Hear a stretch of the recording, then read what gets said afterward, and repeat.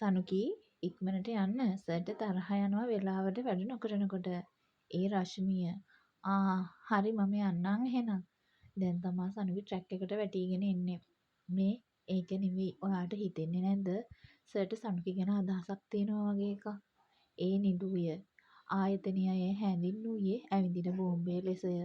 තිබ්බත් අපිට මොකෝ ඉතින්. එහෙම කොහොමද? තව ලස්සන කෙල්ල ඕන තරම් ඉන්නේ. මූ ඔක්කොම වගේ තිසරු සර්ට ඩයිනේ. ඔක්කොම ට්‍රයි වුණාට අපේ සර් අන්තපුරයක් දාන්න අදහසක් නැහැ. එහෙම කියාගෙන රශ්මිය යන්නට ගියෙන් බලකො මේකේ රැස් ඉස්සල්ලා ආපු එකට වඩා පස්සේ ආපු එක ලොකු වෙලානේ. ඔව් ලොකුයි තමයි කියාගෙන මෑ යන්නට ගියාය. තිසරු කාර්යයට නැග බලා සිටියෙන් සනුකි පය ඉක්මන් කළාය. ඈ ඉස්සරහා අසුරට යන්නට ගියද සනුකි ඔයා පස්සට එන්න. මිස්ටර් විජේරත්නත් ඉස්සරහෙන් ගන්න ඕනේ. සනුකි කෝ ෆයිල් ටික ගත්තා නේද? ඔව් සර් ගත්තා. තිසරුට ඈ සමග කතා කිරීමට අවශ්‍ය වුවද ඔහුට එයට අවකාශ නොවූයේ රියදුරු නිසාය.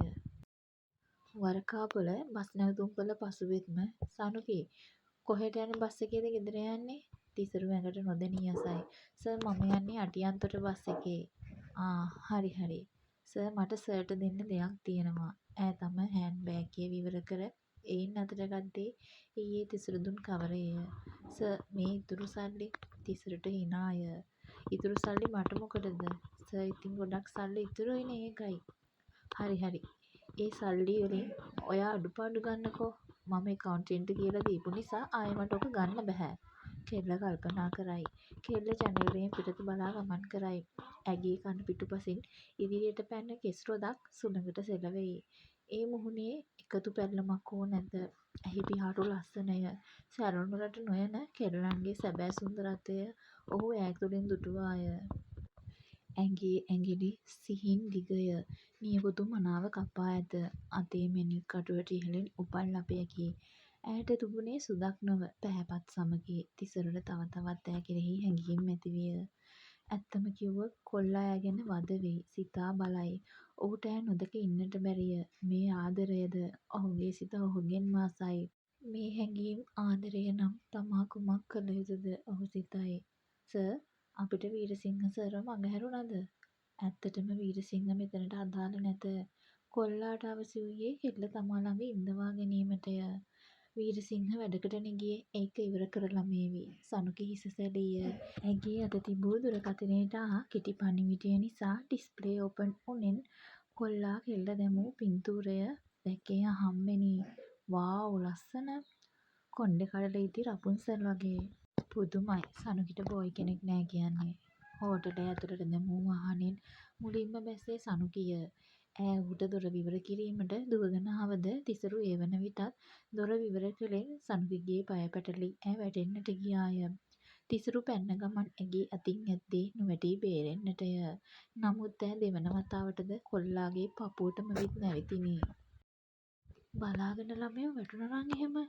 කොල්ලාට කියවිණි. නෑ සර් පය පැටලුණා. ඈ ඔහු කෙරෙන් මිදින. ඈට දිනුක සිහිවිය. ඔහු පවසන ආදරය දඩබ්බර සහ වේදනාකාරී බව ඈ සිතීය. සනුකි තම හිසට ටොක්කක් ඇනගත්තාය. ඒ තම මෑණියන් පැවසූ වදන් සිහි වූ නිසාය. මේ කෙල්ල නම් මහ පිස්සුවක්. තිසරු හිතින් සිතීය.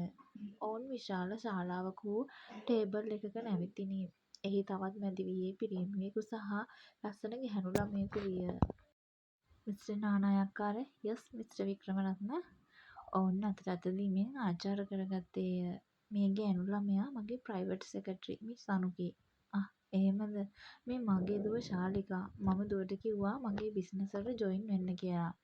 තිසරුත් අප්පච්චිගේ බිස්නස් බාර අරන් නිසා මාත් හිතුවා තාත්ති එක්ක බිස්නස් කරන්න. ශාලිකා තිසරු දෙස ඉඟිපාමින් කියාන ගියාය. ඒක හොඳයි නේද? තිසරු අහක බලාන කීවාය. පුතා මේ ප්‍රොජෙක්ට් එක රන් කරන්න මම දෙන්නේ දුවට. මේ ගැන ඔය දෙන්න තමයි කතා කරගන්න ඕනි. හරි මිස්ටර් නානායක්කාර. මට නානායක්කාර කියන්න ඕනේ නෑ පුතා අංකල් කියලා කතා කරන්න. එහෙම හරි නෑනේ බිස්නස් වලදී. දැන ඇඳුනුකම් තියාන වැඩ කරන්න මම ආස නෑ මිස්ටර් නානායක්කාර. ඒක හරි. තිසරට කපටි හිනාවක් පෑ ඔහුගේ. ඔවුන්ට කතා කිරීමට ඉඩ දී නානායක්කාර යන්නට ගියේ තම දියණිය ගන්නට වාහනයක් ගෙවීමට පොරොන්දු වීමෙනි. මේ නම් හොඳකට නෙවෙයි. තිසරු හිතින් සිතීය. මිස් සනුකි අපිට බොන්න මැංගෝ ජූස් දෙකක් අරන් එන්න ශාලිකා පැවසූ සැනින් සනුකි හැරුණේය. සනුකි කවුද ඔයාගේ බොස්? සනුකි ආපසු හැරී හිස බිමට නමා ගත්තාය. මම කිව්වොත් විතරයි ඔයා දෙයක් කරන්න ඕනි. වේටර්ලා ඒවිනේ. එතකල් වැඩේ කතා කරමු. සර් මම කාර් එකට යන්නද? මෙතනින් එන්න කියා තිසරු ඔහුට එහා පැත්තේ ඇති පුටුව පෙන්වීය. සනුකි කිසිත් නොකියා එහි ඉඳගත්තේය. ඔවුන්ගේ කතාබහ අවසන් වූයෙන් තිසරු හරි මිස් ශාලිකා එහෙනම් අපි යනවා. තිසරු මට යන්න වාහනයක් නෑ තවම. මාව ඩ්‍රොප් කරන්න පුළුවන්ද? ඔව් ෂුවර්. තිසරු කාර් එකේ පිටුපස අසුනට බර වූයෙන් සනුගෙද තමා අසුනට යාමට ගියද ඈව තල්ලු කළ ශාලිකා එයට නැග්ගේය. සනුකි ඉදිරිපස අසුනට නගින්නට ගියද තිසරු සනුකි ඔයා මෙතනට එන්න කියා ඔහු බැස ඉස්සරහා අසුනට බර විය. ශාලිකා තරහින් සිටින අයුරු තිසරු ඉදිරිපස කණ්ණාඩියෙන් දුටූහ. සිත අතරමං වෙලා රුදුරු ගිම්හානයේ වැහි වළාකුළු නෑ පිළිද තෙත් මානයේ අද සසල වී ගියත් එදා දුටුව හීනයේ නෑ රත උලක් මගේ චන්ද්‍රගින්න රාවියේ. හීනියට කරය තුලින් ඇසේ තිසරු දැස් පියා එය රස විඳිමින් සිටී. තම කාමරයට ගිය සනුකි අම්බෝ මේ රස්සාව හිතන තරම් ලේසි නෑ තමාටම කියා ගත්තාය. තිසරු තම කාමරයේ සිට කෙල්ල දෙස බලා සිටී. සර් ලන්ච් එක හරි. ඔහොම තියන්න. ආපසු හැරුණාය. සනුකි අද වුණ දේවල් ගණන් ගන්න එපා. හරි සර්. ඈ යන්නට ගියාය. තිසරුට කෙල්ල ගැන දුකය.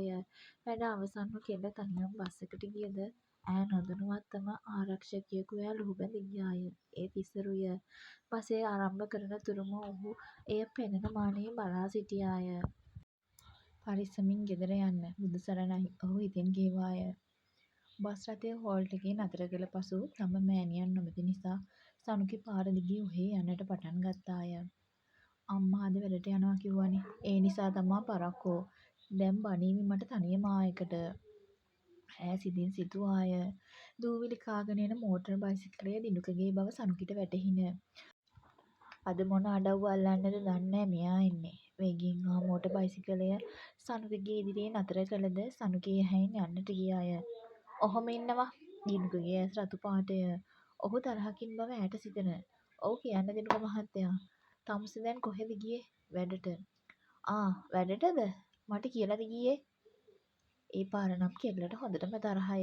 මම ඒ දිනුක මහත්තයාට කියන්නේ. දිනුක මහත්තයාට කියන්න තරම් වැදගත් දෙයක් නොවේනේ. කෙල්ලට කියන්න ගිය වචන කියන්නට ඌයේ නැත. මේ සනුකි උඹ මගේ ඉවසීම පරීක්ෂා කරන්න හදනවා නම් උඹට වැරදිලා. මොකද උඹ සම්බන්ධ දේවල් වල මට ඉවසීම නෑ. හරි දැන් අහපන්. දිනුක බිම බලාගෙන හයියෙන් උස්මගෙන එක්වරම කෙල්ලගේ නිකටින් අල්ලාගෙන හොඳට අහගනින්. මම කිව්වා මට උඹගේ කැමැත්තෙන් වැඩක් නෑ කියලා. මම කැමතියිනේ. ඒ නිසාම ඊට පස්සේ වැඩට යන්න බෑ. සල්ලි ඕන නම් මම දෙන්නම්. කොච්චර ඕනිද? කියනවා සනුකි. කෙල්ල ඔහුගෙන් මිදීමට වෙර දැරුවත් ඒ සියල්ල නිෂ්ඵලය. ඔහු පිස්සුවෙන් මෙන් හැසිරෙයි.